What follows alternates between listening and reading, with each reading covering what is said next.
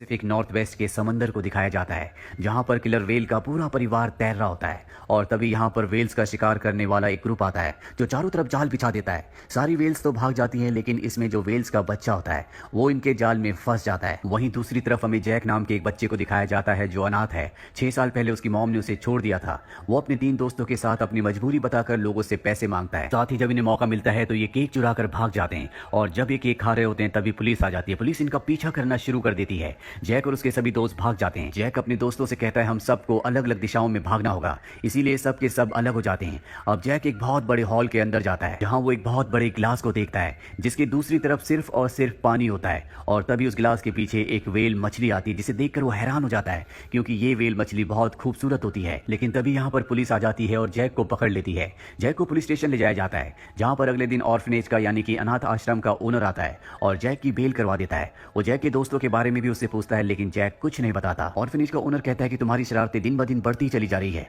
एक फैमिली तुम्हें अडॉप्ट करना चाहती है। और अगले दिन यहाँ पर एक कपल आता है, इसमें हस्बैंड का नाम ग्लेन और वाइफ का नाम एनी होता है। ये दोनों जैक को अपने साथ अपने घर ले जाते हैं जहाँ आने के बाद ये जैक के लिए बहुत ही टेस्टी फूड बनाते हैं। जैक उस फूड को बहुत इंजॉय करता है लेकिन जैक को इस घर में अच्छा नहीं लग रहा होता। बार बार उसके दिमाग में वेल का ख्याल आ रहा होता है। अगली सुबह दिखाया जाता है जहाँ पर जैक के नए पिता यानी कि ग्लेन उसे कहते हैं कि तुम्हें एक बार फिर से उसी जगह जाना होगा जहाँ पर तुम्हें पुलिस ने पकड़ा था। वहां पर तुमने जानबूझकर दीवारें स्प्रे से गंदी की थी। वहां काम करने वाले एक आदमी जिसका नाम रैंडल है वो मेरा दोस्त है, तुम्हें वहां जाकर उससे माफी मांगनी होगी। और अब जैक साइकिल लेकर वहां पर पहुंच जाता है और जब वो अंदर जाता है तो उसकी मुलाकात रैंडल से होती है।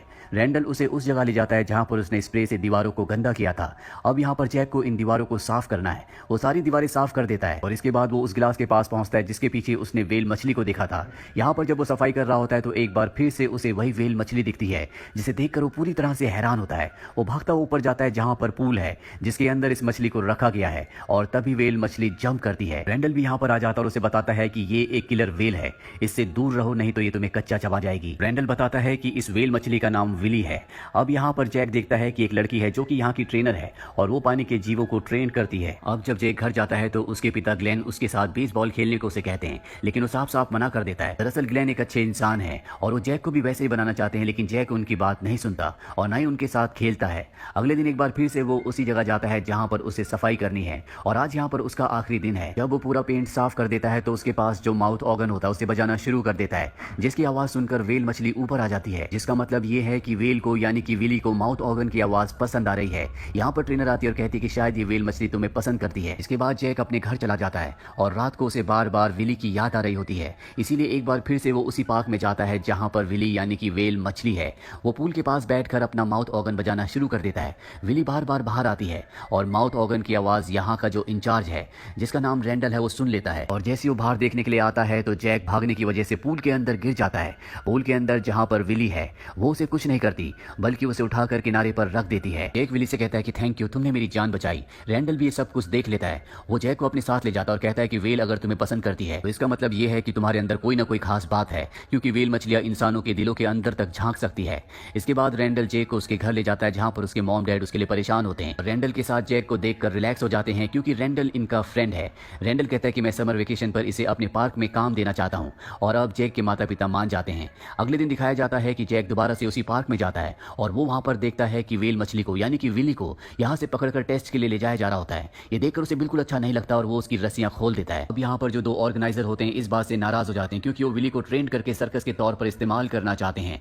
विली वही वेल मछली है जिसे समंदर से पकड़ कर लाया गया था।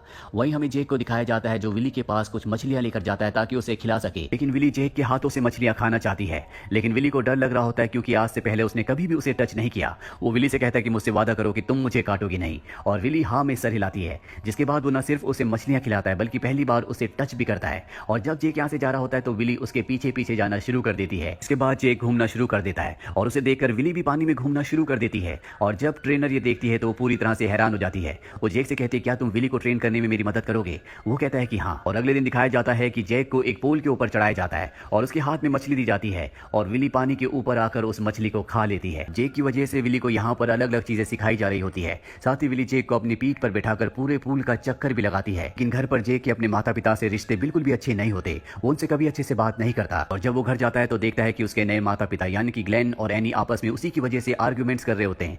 ग्लेन उससे पूछता है कि तुम कहाँ गए थे लेकिन वो उनकी बातों का जवाब नहीं देता और ऊपर अपने कमरे में चला जाता है। उसके पास जो बॉल होती है उससे वो विंडो विंडो के ग्लास को तोड़ देता है, जिसकी आवाज़ सुनकर ग्लेन और एनी उसके कमरे में जाते हैं और उससे पूछते हैं कि क्या बात है। वो बताता है कि तुम दोनों आर्ग्यूमेंट्स कर रहे थे, झगड़ रहे थे, इसीलिए मुझे अच्छा नहीं लगा। उसकी मॉम उसे बताती है कि जब दो लोग आपस में आर्ग्यूमेंट्स करते हैं इसका मतलब ये नहीं कि वो आपस में एक दूसरे से नफरत करते हैं।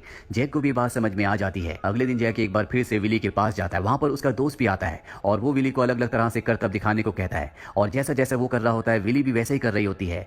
यहाँ पर इस पार्क का ऑर्गेनाइजर, इस पार्क का जो ओनर होता है वो भी अपने साथी के साथ बैठा होता है और ये सब देखने के बाद उसके मन में आइडिया आता है और तय करता है कि जल्दी वो एक शो को ऑर्गेनाइज करेंगे। और अब वो दिन आ जाता है जब इनका शो है। इस शो को देखने के लिए कई सारे लोग आए होते हैं और अब जैक विली के पास जाता है और उसे करतब करने को कहता है, लेकिन वो उसे फॉलो नहीं करती और इसकी वजह ये होती है कि टैंक का जो नीचे का हिस्सा होता है वहां पर बहुत सारे बच्चे होते हैं जो ग्लास को पीट रहे होते हैं, जिस वजह से विली डिस्ट्रैक्ट हो रही होती है और वो कुछ भी नहीं कर पाती जो उसे जैक करने को कहता है। इस बात से जैक नाराज होता है और वहां से चला जाता है और ये शो पूरी तरह से फ्लॉप हो जाता है, जिस वजह से शो का जो ओनर ऑर्गेनाइजर होता है वो भी नाराज हो जाता है। जैक एक बार फिर से रात को विली के पास आता है और उसे कहता है कि मैं यहाँ से जा रहा हूँ, अब शायद मैं वापस कभी नहीं आऊंगा। जैक की बात सुनकर विली परेशान हो जाती है, वो उसके ऊपर पानी फेंकती है। ये इस बात का इशारा होता है कि वो जैक को यहाँ से जाने के लिए मना कर रही है और तभी वो ऊपर की तरफ इशारा करती है और जैक जब ऊपर चढ़कर देखता है तो उसके दूसरी तरफ वही समंदर होता है जहाँ से विली को पकड़कर यहाँ पर लाया गया है। उस समंदर में आज भी उसका परिवार तैर रहा है। दरअसल जब भी विली यहाँ से आवाज लगाती है तो समंदर में उसका जो परिवार होता है वो उसे रिस्पॉन्ड करता है।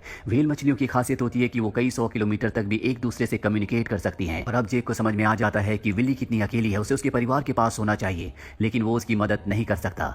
वहीं अब वो नीचे जाता है तो देखता है कि वहाँ टैंक से पानी लीक हो रहा है। तो इस पार्क के ओनर ने जानबूझकर किया होता है ताकि विली मारी जाए और विली मारी जाएगी तो उसे $1 मिलियन मिलेंगे क्योंकि इस मछली का यानी कि विली का $1 लाख का इंश्योरेंस होता है। जैक ये देखकर परेशान हो जाता है क्योंकि कुछ ही दिनों में सारा का सारा पानी खाली हो जाएगा। वो रेंडल के पास जाता है और कहता है कि हमें विली को बचाना होगा, हमें उसे उसके परिवार के पास समंदर में वापस छोड़ देना चाहिए।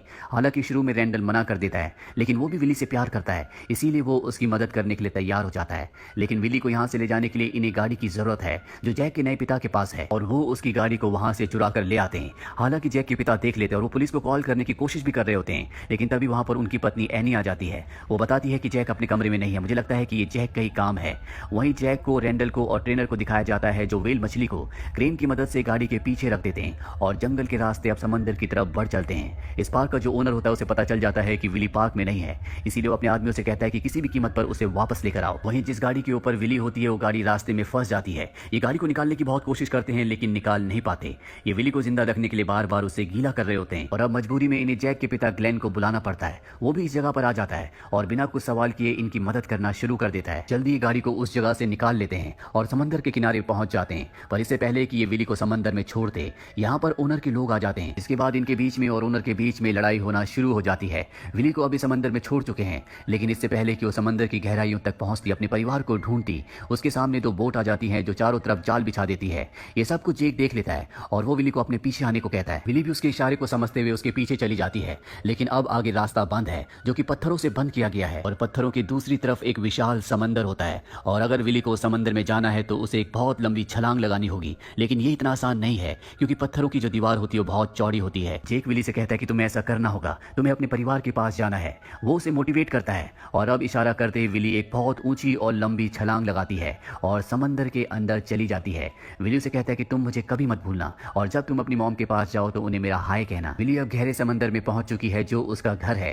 ये देखकर जैक की आंखों में आंसू आ जाते हैं क्योंकि वो जानता है कि अब वो विली को कभी दोबारा नहीं मिल सकता और वो इस बात से भी खुश होता है कि विली अब अपने परिवार के पास वापस पहुंच जाएगी। अब यहाँ पर उसके माता पिता ग्लेन और एनी भी आते हैं। ग्लेन और एनी को उसकी मदद करने के लिए थैंक्स कहता है और उनके गले लग जाता है। यहाँ पर इनके बीच में जो भी दूरियां होती हैं अब वो पूरी तरह से खत्म हो चुकी है। जैक जिसने विली को अपने दिल से प्यार किया, उसे अपने दिल से अपना दोस्त माना, उसके प्यार और दोस्ती की वजह से उसकी जिंदगी में भी बहुत बदलाव आए। उसे समझ में आया कि अपनों का साथ क्या होता है, अपनों का प्यार क्या होता है। इसीलिए ग्लेन और एनी के प्यार को समझ पाया और इस तरह से वो भी एक परिवार का हिस्सा बन गया। तो ये थी एक फ्रेंडशिप की बहुत ही शानदार कहानी। उम्मीद करते हैं कि ये कहानी आपको पसंद